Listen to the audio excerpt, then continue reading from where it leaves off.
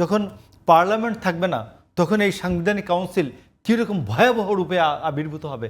এই সাংবিধানিক কাউন্সিল তো বিএনপি, আমি মনে করি যে বিএনপি যেটুকু সাংবিধানিক কাউন্সিল নিয়ে আলোচনা করছে, সাংবিধানিক council western type of Westminster type of ডেমোক্রেসির কোনো দেশেই সাংবিধানিক কাউন্সিল নেই।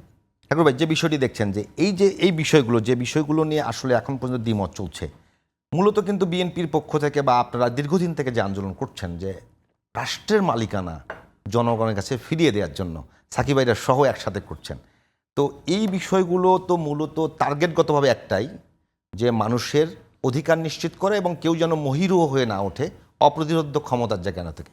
তো বিএনপি, আপনি নির্বাচন যদি করেন, আপনার এমন কোনো একটা সরকার এমন বড় কোনো প্রকল্প নিল বা বাজেটে এমন কিছু নিয়ে আসলো যে আপনার নির্বাচনী এলাকা বড় ধরনের ক্ষতিগ্রস্ত হবে, আপনি বিএনপির এমপি, আপনি বিরুদ্ধাচরণ করতে পারবেন না?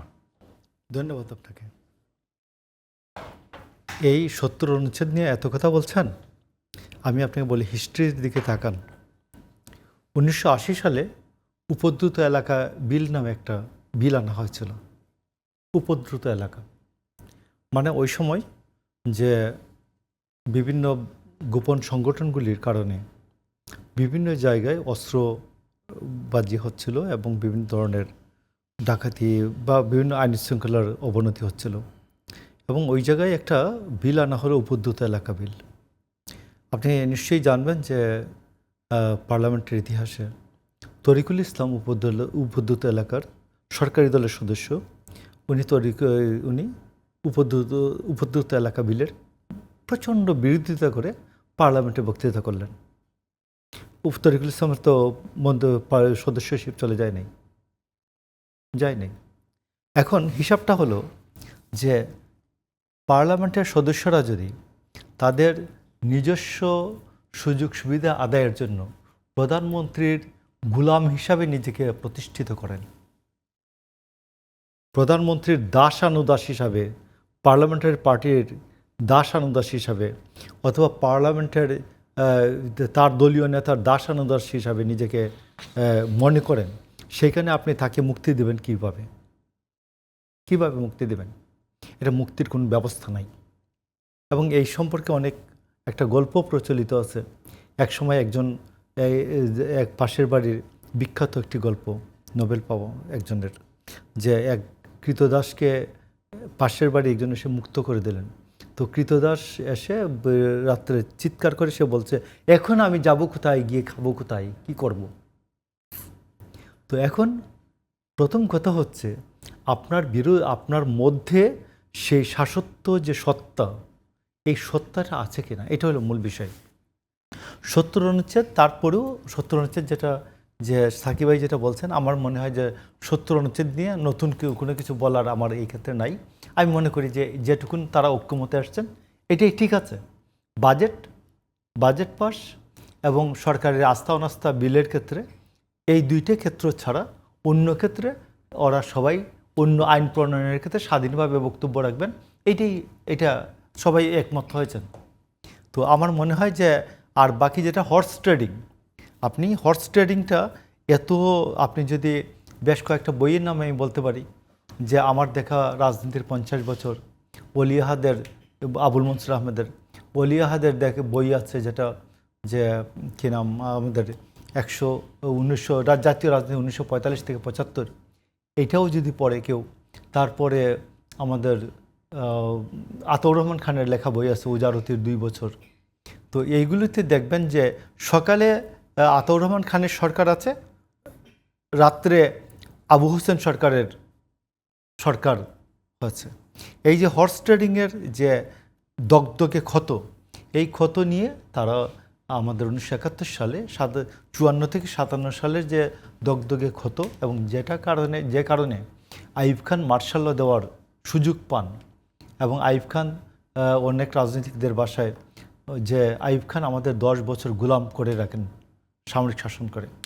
তো এই হর্স ট্রেডিংটাই ছিল মূল আইয়ুব খানের সামরিক শাসনের মূল কথা। তো সেই ক্ষেত্রে আমি মনে করি যে হর্স ট্রেডিং যাতে রোধ করা যায়, এইভাবে ৭০ অনুচ্ছেদটা থাকবে। আর ৭০ অনুচ্ছেদের বলে কোনো কিছুই বলতে পারবেন না, এটা ঠিক না, বলা যায়। তারপরে আমি মনে করি বলতে পারবেন এটা যেন বলে দেওয়া হয় সত্তর অনুচ্ছেদে।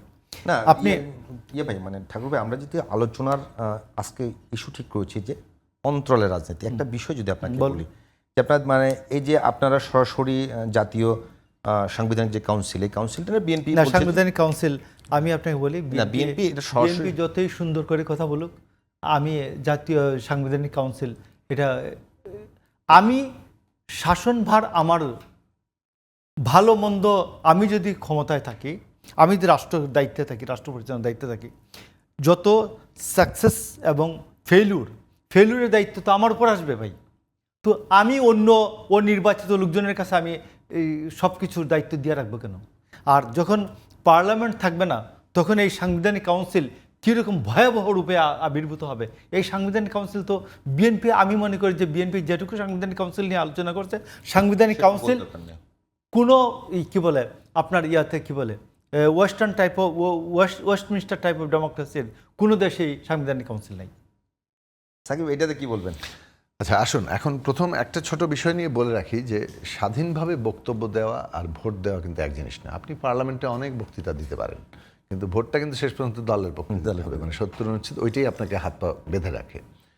তো এখন যেটা হয়েছে যে আপনি ভোট দিতে পারবেন, দলের বিরুদ্ধে ভোট দিতে পারা, কারণ এটার ফান্ডামেন্টাল প্রিন্সিপালটা কি, যে আপনি যে জনগণের প্রতিনিধি, যে জনগণ আপনাকে নির্বাচিত করেছে, আপনি তার প্রতি কমিটেড নাকি আপনি দলের প্রতি কমিটেড? দল যেহেতু আপনাকে নমিনেট করেছে, আপনার দলের প্রতিও কমিটমেন্ট আছে, কিন্তু জনগণ কিন্তু আপনাকে নির্বাচিত করেছে, সেই কমিটমেন্ট, সেই আনুগত্য হচ্ছে সবার আগে। এইটার জায়গা থেকে আপনি আধুনিক গণতান্ত্রিক ব্যবস্থায় এই ধরনের কোনো বিধান নেই। আপনি জনগণের প্রতিনিধি, জনগণের কাছে আপনাকে জবাবদিহি করতে হবে। আচ্ছা, ওইটা গেল। প্রধানমন্ত্রীর দায়িত্ব পালনের মেয়াদ কত বছর হবে? হ্যাঁ, বার এবং মেয়াদ মানে কত, মানে 2 টাইমস নাকি 2 টার্মস? এই যে 2 বার অথবা 2 মেয়াদ, 2 মেয়াদ বলতে তো 5 10 বছর বোঝায়, 2 বার বলতে বোঝায় আপনার যদি মেয়াদ কোনো কারণে 3 মাসেই পার্লামেন্ট ভেঙে গেল, তাহলে এটা ঠিক আছে কিনা। পরে একটা প্রস্তাব এসছে যে আচ্ছা আগে আমরা কত বছর দায়িত্ব পালন করি এটা ঠিক করি, ফলে বার আর মেয়াদ তখন এটার মধ্যে থাকবে। এখন সেই প্রস্তাবে অধিকাংশ রাজনৈতিক দল প্রস্তাব দিয়েছে যে একজন ব্যক্তি তার জীবৎকালে 10 বছরের বেশি কখনোই আর প্রধানমন্ত্রী থাকতে পারবেন না। 10 বছরের ম্যাক্সিমাম 10 বছর উনি প্রধানমন্ত্রীর দায়িত্ব পালন করতে পারবেন। এখন এর মধ্যে যদি 2 বারেই সেটা শেষ হয়ে যায় হলো, যদি আরও বেশি সংখ্যক তার থাকে সেভাবে করতে পারবেন। এখন এক্ষেত্রে আবার মানে যেমন ধরেন বিএনপি শর্ত না হলেও বিএনপি মনে করছে যে এটা একটা প্যাকেজে আলোচনা হওয়া দরকার, যে যেখানে সাংবিধানিক কাউন্সিলের প্রস্তাব করা হয়েছে এবং আপার হাউসে দ্বিকক্ষ বিশিষ্ট পার্লামেন্টে কিন্তু ঐক্যমত হয়ে গেছে। হ্যাঁ, 2 কক্ষ পার্লামেন্ট হবে এবং 100 আসন হবে, এই বিষয়ে ঐক্যমত হয়ে গেছে। কিন্তু এই দ্বিকক্ষ বিশিষ্ট পার্লামেন্ট গঠিত হবে কিভাবে, প্রস্তাব নির্বাচনটা কিভাবে হবে? প্রস্তাব হচ্ছে যে ভোটের অনুপাতে হবে। সংখ্যানুপাতিক। আপনি নিম্নকক্ষের যে ভোট হবে সেই ভোটের আপনি মোট প্রাপ্ত ভোটের পার্সেন্টেজ অনুযায়ী হবে। অর্থাৎ আপনি 200 সিট পান আর 250 সিট পান, 200 সিট পাইলে আপনার আপার হাউসে হয় 66টা, কিন্তু আপনি যদি 40% ভোট পান তাহলে আপনার ওই 200 সিট সত্ত্বেও আপনার আপার হাউসে আসন হয় 40টি। হয়। তো এই যে মোট প্রাপ্ত ভোটের ভিত্তিতে পাওয়া, এটা হলো 1 নম্বর। 2 নম্বর হচ্ছে যে সংবিধান সংশোধনের ক্ষেত্রে নিম্নকক্ষ এবং উচ্চকক্ষ 2 ক্ষেত্রেই 2/3 আপনার সংখ্যাগরিষ্ঠতা লাগবে।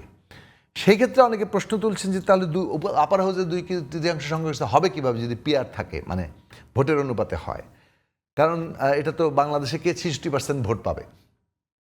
তাই সেই ক্ষেত্রে ভিন্নতর প্রস্তাব আছে অনেকের, যেমন কেউ বলছেন আপার হাউসে সিম্পল মেজরিটি হওয়া দরকার, অথবা তলা থেকে ন্যূনতম ভোটের সীমা মানে বাড়ানো দরকার, যাতে করে ওই যে সমস্যাটা সমাধান হয়। এখন এটা একটা প্রস্তাব। অন্যদিকে জাতীয় সাংবিধানিক কাউন্সিল কিংবা ন্যাশনাল কনস্টিটিউশনাল কাউন্সিল যে প্রস্তাব করা হয়েছে, এটা একটু বাহারি নাম হয়ে গেছে এবং এর মধ্যে কাঠামোটা করা হয়েছে প্রেসিডেন্ট, চিফ জাস্টিস সহ প্রায় 9 সদস্য, যেখানে স্পিকার, ডেপুটি স্পিকার 2 হাউসে থাকবেন, প্রধানমন্ত্রী, বিরোধী দল। আমরা কিন্তু একটু ভিন্ন প্রস্তাব করেছিলাম, বলতে পারেন যে এটা আমাদের দীর্ঘদিনের লড়াই। আমরা মূলত বলতে পারেন যে শ্রীলঙ্কা, ভারত এইসব দেশের উদাহরণগুলো নিয়েছিলাম, যে গণতান্ত্রিক চর্চা যেসব দেশে আছে। এখন আপনি ইউরোপ, আমেরিকা সব ক্ষেত্রে আনলে তো হবে না, আমাদের পার্শ্ববর্তী দেশগুলো কিংবা আমাদের মতো যেখানে এখনও গণতন্ত্র প্রাতিষ্ঠানিক রূপ ওইভাবে শক্তিশালীভাবে না হয় নাই, কোনো মতে নির্বাচনী গণতন্ত্র চলছে, সেই জায়গাতে আপনাকে বিবেচনা করতে হবে যে এই যে সাংবিধানিক পদগুলো, এইগুলো যদি প্রধানমন্ত্রী নিয়োগ দেন তাহলে তো আপনি আপনার অনুগত লোককে দিচ্ছেন। তাহলে সেইটা তো আসলে যে কি আচরণ করছে আমরা আমাদের ইলেকশন কমিশন থেকে শুরু করে বিভিন্ন প্রতিষ্ঠান দীর্ঘদিন থেকে আমরা অভিজ্ঞ আর কি। সেক্ষেত্রে ভারত কিংবা শ্রীলঙ্কার মতো দেশেও কিন্তু, কারণ ভারতে ন্যায়পাল এবং নির্বাচন কমিশন, শ্রীলঙ্কাতে আরও বেশ কয়েকটি প্রতিষ্ঠান, এগুলো নিয়োগ দেয় প্রধানমন্ত্রী, বিরোধী দলের নেতা এবং চিফ জাস্টিস, এই তিনজনের সাংবিধানিক কমিশন, তিনজন মিলে একটা কমিশন গঠন। এটা ন্যায়পালের ক্ষেত্রে। কিন্তু ভারতে আরেকটা পরিবর্তন ঘটেছে। সুপ্রিম কোর্ট এই ইলেকশন কমিশনের ক্ষেত্রে এই তিনজনের কমিশনের রায় দিলেও পার্লামেন্টে গিয়ে তারা করেছেন কি, তারা বলেছেন যে প্রধানমন্ত্রী, লিডার অফ দি অপোজিশন এবং একজন ইউনিয়ন মিনিস্টার, এই তিনজনের সময় ওখানে চিফ জাস্টিসকে বাদ দিয়ে দিয়েছেন। নানান ধরনের এক্সপিরিয়েন্স আছে। আমরা আমাদের কথাটা বলছি যে যেমন ধরুন অনেক সব পদ নয়, নির্বাচন কমিশন, পাবলিক সার্ভিস কমিশন, দুর্নীতি দমন কমিশন, অডিটর জেনারেলের পদ, মানবাধিকার কমিশন, এই 5টি পদ যদি আপনি নিয়োগের একটা কমিটি করেন, যেখানে প্রধানমন্ত্রী, বিরোধী দলের নেতা এবং চিফ জাস্টিস অথবা তাদের প্রতিনিধিদের সমন্বয়ে একটা কমিটি, তারা এটা নিয়োগ দিবেন, তাহলে যেটা হয় সেটা হচ্ছে যে এই ক্ষেত্রগুলো, এই সাংবিধানিক পদগুলো তো সরকারের এখতিয়ারে নাই, এটা তো এক্সিকিউটিভের এখতিয়ারে না। তাহলে সাংবিধানিক পদগুলো সাধারণত এক্সিকিউটিভের কার্যক্রমের এক ধরনের ওয়াচডগের মতো থাকে অথবা একটা ভারসাম্য রক্ষা করে। সেই ক্ষেত্রে এইখানে তারা স্বাধীনভাবে কাজ করতে পারে। নির্বাচন কমিশন যদি স্বাধীনভাবে কাজ না করতে পারলো তাহলে তো আমরা এই একই রকম নির্বাচন পাবো। সুতরাং আমাদের এখানে কতটুকু ঐকমত্য হওয়া যায়, প্রথমে এনসিসি এবং তার কাঠামোর ফলে মনে হয়েছে এটা যেন প্রধানমন্ত্রীর বিকল্প একটি, তার চাইতে উচ্চতর একটি কাঠামো, এই মনে হওয়াটা ভ্রান্তি এবং এই কারণে এনসিসির নামও বদলে ফেলা যাবে, এটা কমিশন থেকে বলা হয়েছে, এই কাঠামোও বদলানো যাবে। মূল বিষয় হচ্ছে আমরা ঐকমত্যে আসছি কি পারছি কিনা সাংবিধানিক পদ, এই বিষয়টা একটু শেষ করি। সাংবিধানিক পদগুলোতে নিয়োগের একটা আমরা কমিটি করবো কিনা, যেখানে সরকারি দলের বাইরেও বিরোধী দলের প্রতিনিধি থাকবে, এবং তারা যখন 2জন মিলে দিচ্ছেন অথবা 3জন মিলে দিচ্ছেন, তখন কোনো ব্যক্তির আর ওই বিশেষ দলের প্রতি অনুগত থাকার অব্লিগেশনটা কমে যায়। ঠাকুর ভাই এটা একটু বলবেন যে এই প্রশ্নে, এই 3টা প্রশ্নে যদি আমরা প্রধানমন্ত্রীর মেয়াদ কত বছরে হবে, সাংবিধানিক কমিশনের নিয়োগ হবে কিনা অন্তত কয়েকটি প্রতিষ্ঠানে, আর আমাদের আপার হাউসে পিআর প্লাস এই জায়গাটা হবে কিনা, তাহলে একটা ক্ষমতার ভারসাম্যের জায়গা যেভাবে তৈরি হয় সেই প্রশ্নটা এখন আলোচনার টেবিলে আছে। এবং এখানের মধ্যে আমি আগেই বললাম যে দ্বিকক্ষের ঐকমত্য হয়েছে, সাংবিধানিক কমিশনের ব্যাপারে ঐকমত্য না হলেও প্রধানমন্ত্রীর প্রায় মেয়াদ বছরে চলে এসছে, এখন এটা 10 বছর না কম বেশি সেটা একটা আলোচনার মধ্যে আছে। তো এই প্রশ্নগুলো কিন্তু একেবারে অনৈক্যের জায়গা নেই। আমরা আমাদের বিশ্বাস, আমাদের বিষয়টা ওইটা যে সবাই কেউ বলছে না অনৈক্য, কিন্তু একমত হচ্ছে না। পার্থক্য আছে বলে কিন্তু ঐক্য হবে। পার্থক্য যে নাই হয়ে যাবে, সব দল একরকম চিন্তা করবে, এটা ভাবার কোনো কারণ নাই। আমরা মনে করি যেটাতে আমরা স্ট্যান্ড করছি সেটা নিয়ে আমরা জনগণের কাছে, জনগণ যদি আমাদেরকে ভোট দিয়ে জয়ী করে, অর্থাৎ যারা জনগণের কাছে যাবেন এবং জনগণ যদি যাকে ভোট দিয়ে জয়ী করবেন তারাই তো আসলে ওই জায়গাটাতে যাবেন। এই জনগণের ইনভলভমেন্টটা শেষ পর্যন্ত মীমাংসা আনবে চূড়ান্ত। কিন্তু এখনো পর্যন্ত সমূহ সম্ভাবনা আছে যে অনেক দূর পর্যন্ত, কত দূর পর্যন্ত আমরা ঐক্যকে নিয়ে যেতে পারি এবং ঐক্যের সম্ভাবনা পুরোপুরি নষ্ট হয়ে যায়নি।